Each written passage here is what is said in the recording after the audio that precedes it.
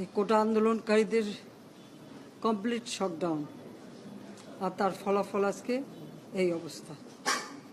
সমস্ত দাবি মেনে নেওয়ার পরেও তাদের আর সে শাটডাউন শেষ হয় না। কি কারণে আমি বুঝি না। আমরা তো সম্পূর্ণ দাবি মেনে নিয়েছি, একটা মানলে আর একটা, আর একটা মানলে আরও একটা, আর এর ফল আজকে জ্বালিয়ে পুড়ে সব একদিকে সরকার, আর আজকে কত মানুষ জীবন হারালো, কতগুলি মানুষ পঙ্গু হয়ে যাচ্ছে, কতগুলি মানুষ।